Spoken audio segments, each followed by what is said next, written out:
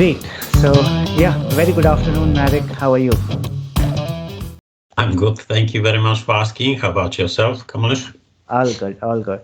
So, first of all, thanks for being on the call. I just wanted to quickly give you the brief about the people, those who are listening to us. Marek is having more than 2 decades of experience, predominantly to the supply chain and the procurement. He has worked with quite a few organizations based in the Poland, and he himself is based on Poland. So, Marek, Yeah. I quickly wanted to thank you once again for being on the call and accepting our request. Thank you for invitation. Thank you for having me. Great. So I quickly wanted to jump on the discussion that we have had, and the very first question I will be having: in what way, since the Russia-Ukraine war has occurred and the European market has been the biggest hit that I have seen, in what ways it has impacted the Poland supply chain since the crisis has begun? Because as I mentioned, the European market has been the biggest hit. Yeah, totally agree. And if you look at the map, you will find out that Poland is actually neighboring Ukraine, also neighboring Belarus and Russia. So you can imagine that the influence of this war has a profound influence on Poland as well, on the Polish economy.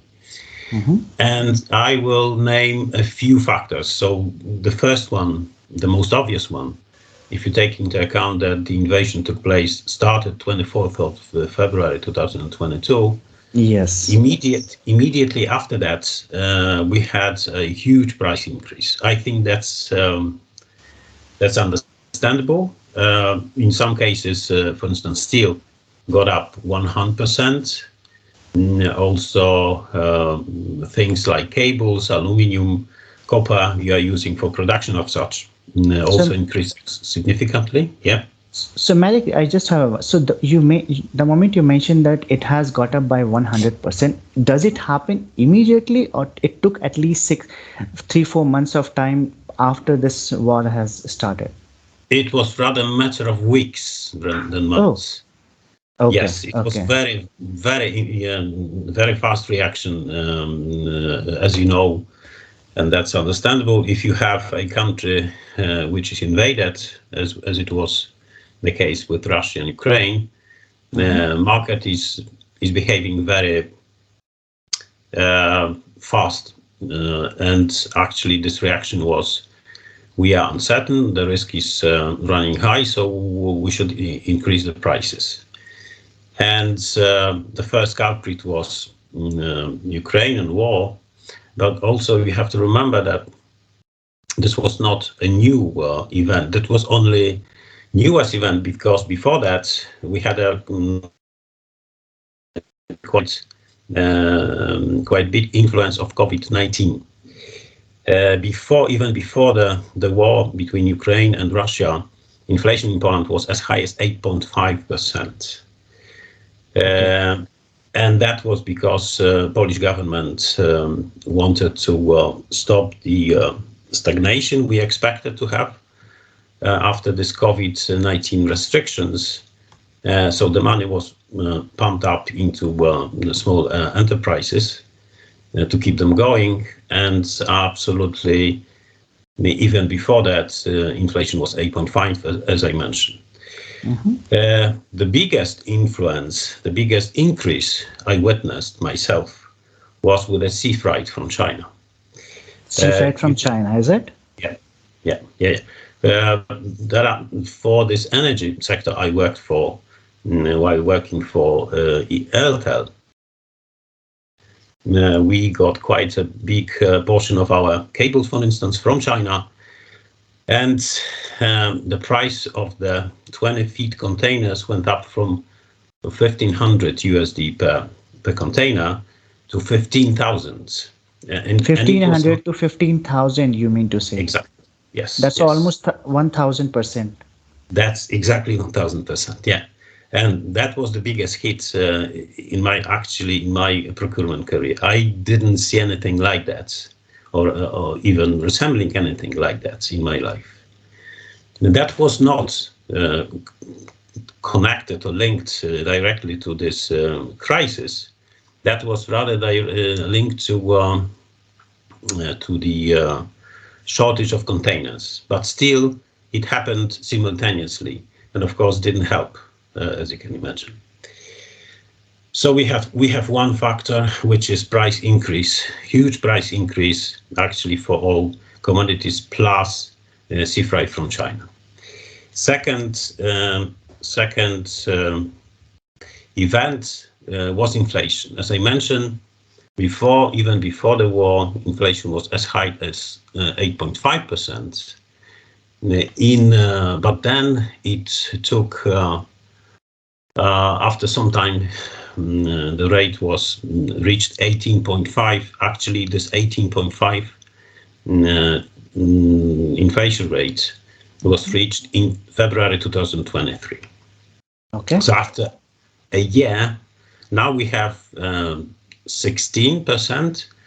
So the rate of inflation is going down.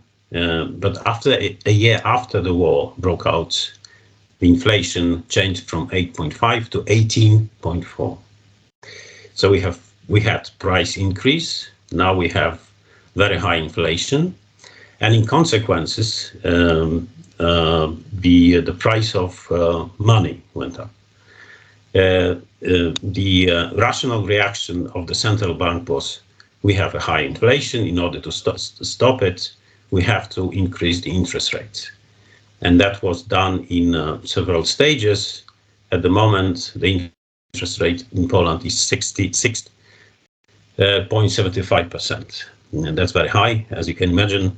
That has big influence on the cost of money on the markets. And every company has to look very closely to the stocks and to the money involved in the operations. Marek, sorry to interrupt. So you mentioned 66.5%. Was that interest hike rate you are referring to? Interest rate established By the central government. 6.75%. 6.75%. Yeah. Okay. Okay.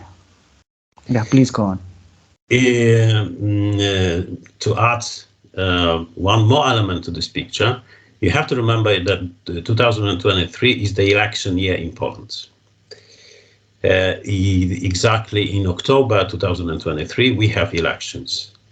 And as you can imagine, parliamentary elections. Yes. As you can imagine, every ruling party would like to win this election, and the best way to win it is to distribute the money to the potential voters. And this is exactly what's happening in Poland. So we had actually that's the beginning.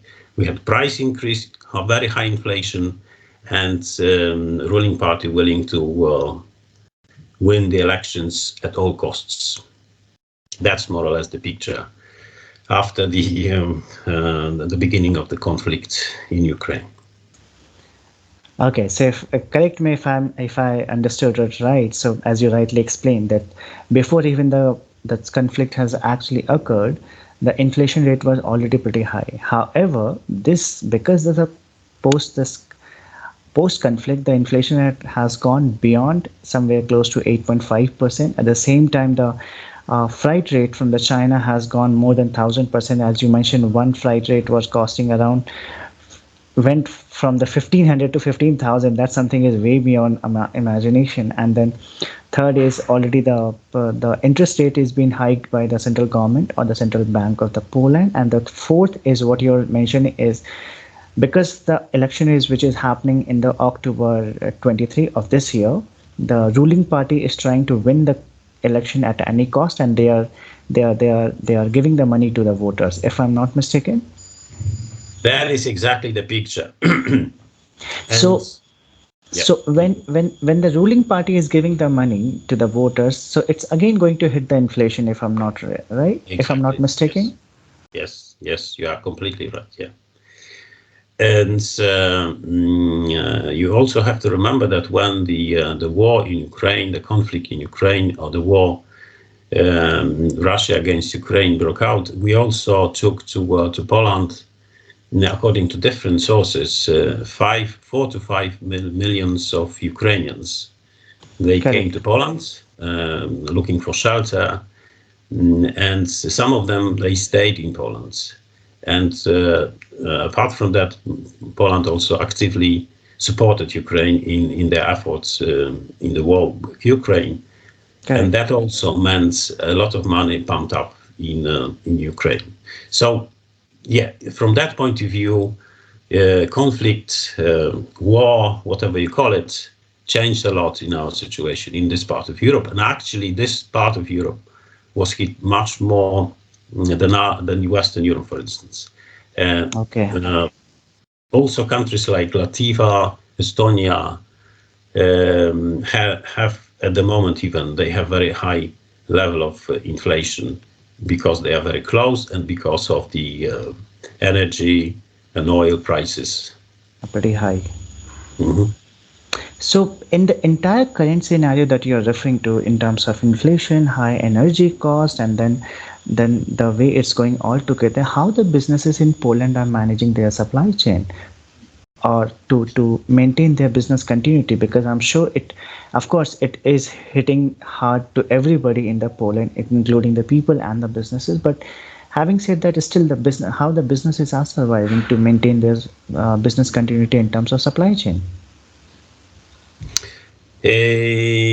That's a very good question because as you imagine, and actually this is true for most European countries. The model was we were able to compete. Europe is not a cheap continent, mostly because of the labor costs. We were able Correct. to compete because of the energy, because of the oil and gas we got from Russia, and that oil and gas was actually not very expensive. So now we have a situation where we had to, all of us, not only Poland, but also other European countries, had to have to look for alternative supplies. But those supplies will be for sure and are for sure much, much more expensive than what we had from Russia. How do we react? Of course, we have to increase the prices, and that's also the engine of the inflation, which is extremely high. We have to look for alternative source of oil and coal and gas. Gas mainly at the moment comes from the USA. This is liquefied gas, which is much more expensive, unfortunately. Mm-hmm. So new paradigm that's actually valid not only in Poland but also in Europe is to look for alternative sources of the energy and also not to have a single source Of suppliers. supply. So, do you also see businesses passing these increase in cost to the customer, the trend which I'm referring to? So, suppose their costs have been going up, and to maintain the margin to an extent, they are also passing this cost to the customer. Absolutely, yes. And some of the sources call it green inflation because they are not only offset what they have to pay more for the energy, but they also take advantage of increasing their margins. Correct. Some of the companies, of course, those big ones, not the small ones, take this opportunity to actually increase their margins, and this, as you can imagine, does not help the overall situation. Yeah, of course, especially for the energy companies, they have their profit has been actually multifold in the entire crisis that I'm referring, that we are talking about. So because some of the company has shooted their profit way beyond, and the countries and the governments are also being considering. I'm not sure how far they have had been able to put the windfall tax, but that was the news that was circulating around, that company was trying to curb that, to take a portion of this high end profit through the windfall tax. So I'm not sure how far, whether the Poland government has also implemented similar kind of methodology, or maybe say norms. Did they? No, no. Actually, at the moment, our biggest energy company is Orlen, and it's state-owned. Okay. So government has all the tools to introduce this kind of policy. So meaning Okay. you should not show very high profit because that's detrimental to the company, to the Correct. economy as such. but actually they are using this tool rather to have the additional money for the potential voters for 2023. So it's slightly more complicated than that. It's in Poland, we have the one big company that's actually responsible for oil and for some of the energies, and they are showing extremely high margins, and actually not a lot is done about it. Okay, okay. Perfect, Marek. This helps understanding how does this entire paradigm is going. So, with the same question that we were discussing, there is a trend that's happening globally, especially between the China and the U.S. Trade war is actually getting intensified day by day, and by default, U.S. has the hegemony over the European market, whether it's respect to the supply chain, whether it's respect to the defense market, whether it's respect to the energy as well, and the other aspects.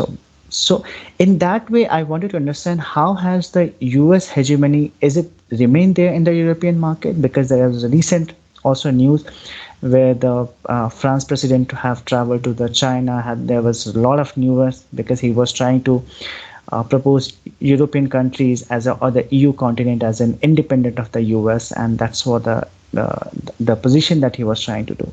Now, having said that, US remained dominating, or US has the hegemony because to curb the China's growth in the semiconductor area, they have had been able to influence the Dutch market, that's Netherlands market, because there's a company called ASML, which is one of the globally leading in terms of semiconductor machine provider, and they have had been able to influence the Dutch government to ban the sell to the Chinese market from this company. So how do you see this trend is actually influencing the Poland market along with the European altogether continent? Recently, our Minister of Foreign Affairs announced that actually our main goal in the foreign policy is to have very strong ties with the USA. We actively solicit American permanent military presence in Poland. So from that point of view, and from the point of view of our geographical situation, we are defining that USA is our closest ally. And whenever there will be a kind of, I don't know, a conflict between going with China or USA, not most probably, but for sure, will go along with USA. So from that point of view, we are in this part of Europe because of the safety, because of the neighboring country, we will go with USA. Okay, so in a way, if I have to put it across, USA hegemony remained there, and because of the security is one of the major aspect that you have highlighted is US remain has a major influence, if I'm not mistaken. Absolutely, yes. Okay, okay, perfect, Marek. So my follow-up question is, how do you balance? So because as you mentioned already that Europe is going through a series of challenges. One is inflation, second is labor shortage, high warehouse cost, increase in logistic price, and fear of global recession. So European is the biggest expecting to have a face a global recession. So how do you see that businesses are able to do the cost optimization and the same time saving plans while maintaining their strong relationship with the supplier when the Europe is already going through a series of challenges that's in the current time? With the European partners, the dialogue is relatively easy because we all know all those problems, you name it, like demographic problems. So majority of EU countries have the aging population, new generations are less numerous. And in my opinion, not only my opinion, but say generally speaking, I don't think this problem can be solved because it's deeply ingrained in culture. So meaning that population in Europe will age and most probably will decrease. And if you talk to the average German or French, most probably they will tell you the same. One of the way of solving this problem would be to increase influx of the labor from other countries, meaning immigration. In Immigration. Poland, unfortunately or fortunately, depending how you look at it, this solution might be politically difficult because Okay. we are ethnically undiversified. 95% of Poles, of Polish citizens are Poles, Catholic, and it's difficult for us to say have big foreign minorities in Poland. We don't have any traditions or experience with it. Okay. Yes, so Is it because of the Catholic as a religion perspective has a dominating, or something else, that, or is it a more of a government? I'll say it's government. the Sorry, please so go on. it's the matter of our history. Okay. Uh, Before the Second World War, we were society actually with at least three minorities. One of them Polish, Jewish, and Ukrainian. After the Second World War, actually, the Poland was shaped that way that mostly Polish people lived in Poland, and this percentage is very high, as I mentioned, 95%. Okay. So inviting people of different cultures and from different countries at the moment would be a challenge, and it is a challenge for Polish state. That's why we are trying to solve this problem of the demographic problem, mostly by focusing on increasing fertility rate, Okay. which is very low in Poland. The fertility rate enabling you to have constant population is 2.1. At the moment, the fertility rate in Poland is 1.3, 1.4. So actually, the population of Poland is shrinking, and shrinking quite rapidly. That's more or less the same in the whole Europe, in Germany, France, Italy. Italy is aging very fast. So I would say this problem cannot be solved. Cannot be solved In the recent times. right now. We are hoping that this is the part that cannot be solved very fast. We are hoping that inflation rate will slow down.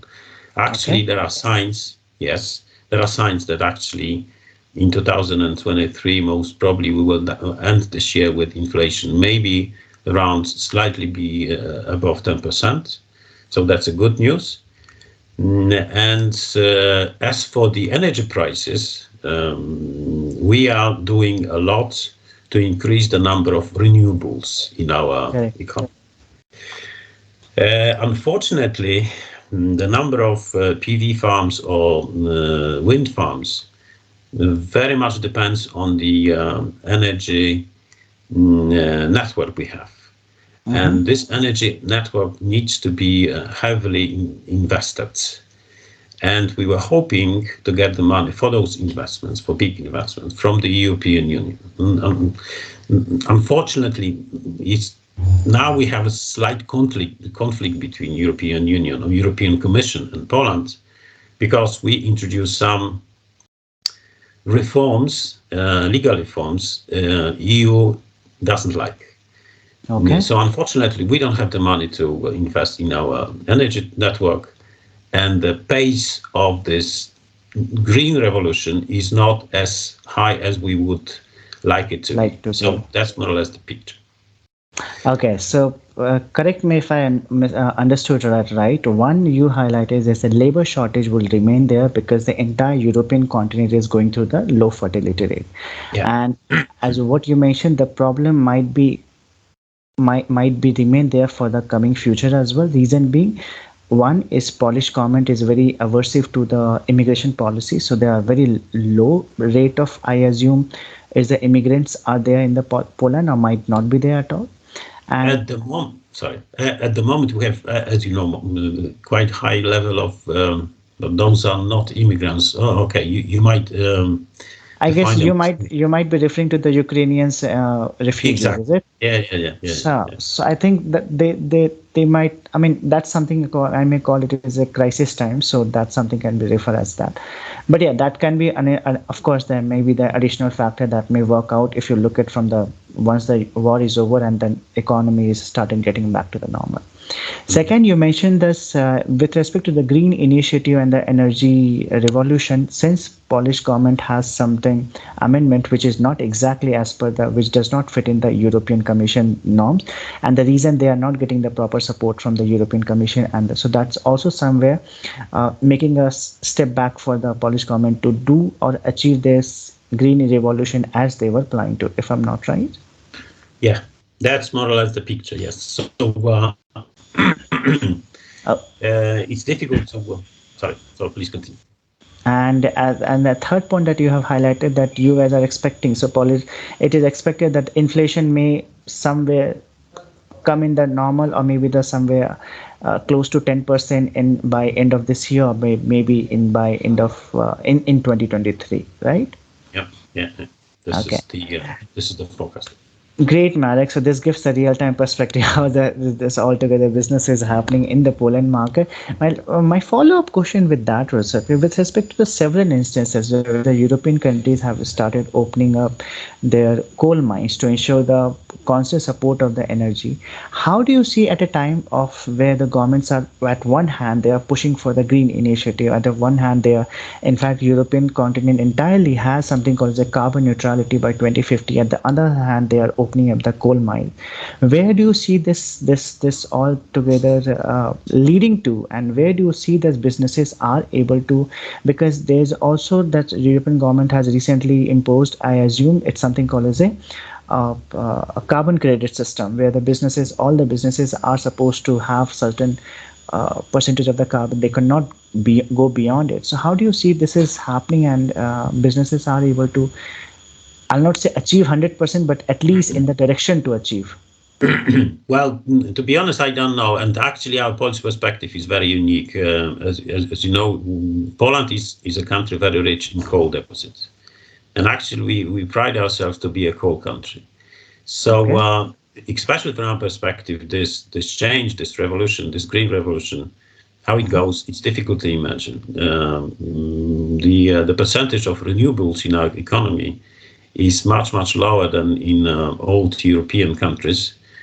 Okay. And actually, we are thinking how to do it in the best possible way because we have no simple answers for these questions. As you mentioned yourself, okay, Germany is opening coal mines because they have this kind of possibility. We do not because our coal mines are opened and we are actively looking for new deposit of coal. We are hoping to increase the renewables, but this is the process and actually will last many years. What we did recently, I think that was in 2023, we signed a contract for the first nuclear power plants. We don't Okay. have any, but we will have one. Unfortunately, this investment process will take most probably many years, 10 to 20 years. So at the moment, as we see from the Polish perspective, we have coal. We don't have many new renewables. We don't have. We have hopes to build some of the energy network, enabling us to build more renewables. We don't have many. We don't have none. Sorry, nuclear power plants, and the idea how to solve this problem is mainly some of the big companies are thinking about small nuclear reactors. That is the Okay. new technology. So this new small nuclear reactor is enough to support one big company, but not the whole country. Okay. Unfortunately, at this very moment, we have no simple solutions for this very complex problem. And actually, I think that this green revolution will take slightly longer than they plan. Okay. Okay. Great, Marek. This sounds a little is different from what we actually read and what we hear in the newspaper and the news which gets out from there. Because what I have had been assuming that entire European countries has something a target as a 2050, and most of the countries are trying to go through this. But as you mentioned, that Poland entire country is largely based on the coal as altogether as a major source of energy that they get it from, and Yeah. the country and the next initiative is trying to diversify through the nuclear source of energy, and there are a few companies those who are trying to make through the as you mentioned that nuclear power plant may be something likewise. So Mhm. maybe, and that may take maybe, as you mentioned, maybe a decade or two to get there. So there's no short-term solution which is available, and the target of the which has been set by the Commission, EU altogether Commission 2050, it may extend beyond as well. That's completely right. And actually, maybe from the perspective from China, from India, European Union looks like one big country, but actually it isn't.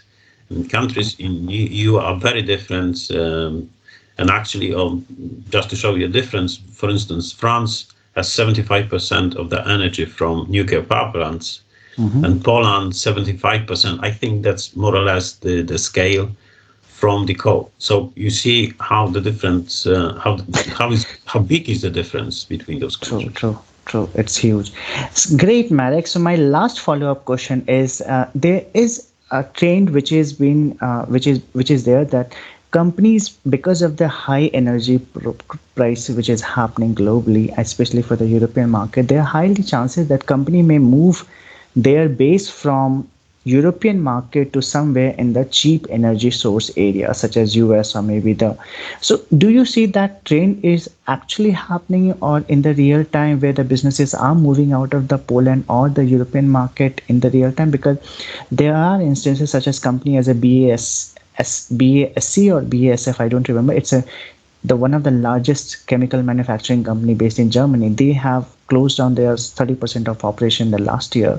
So do you see that this trend is also shaping up, hitting the market in the European continent, or particular to the Um, Poland, maybe? for, since for the time being, we were the beneficiary of this movement. So actually, because Poland was still is the country of low labor costs, Okay. this kind of production was moved to Poland. Now, because labor price is growing actually rapidly, and because of the energy prices is growing, that might be the case that those companies that actually set up their production base in Poland might think about some different locations. Yes, there is a risk, but Okay. at the same time, globalization, I think, is the idea that's not completely fashionable these days. So you have to take into account the conflict between USA and China, and BRIC countries that are now Correct. cooperating together, and they want to create their own currency. Most probably, this will have a major role in thinking where to set up a new production plant. So it's not only the costs now, but also, say, political affiliation of the country will play a role. So from the purely economical point of view, you're completely right. If you if you add to that political affiliation, that's not completely simple. Perfect. So you mean to say net, if I have to put it across, the threat is real. There are highly chances that company may shift, maybe whatever the reason is. But one of the major, it may not be only the economical, but maybe the political and maybe the several other reason. But the threat is real. Yeah, absolutely. Perfect. Great, Marek. So yeah, I thank you so much for your time. It's really wonderful to know from the real time of what is happening in the Poland market altogether. And thank you so much for being with us on this call. Kamlesh, many thanks for inviting me.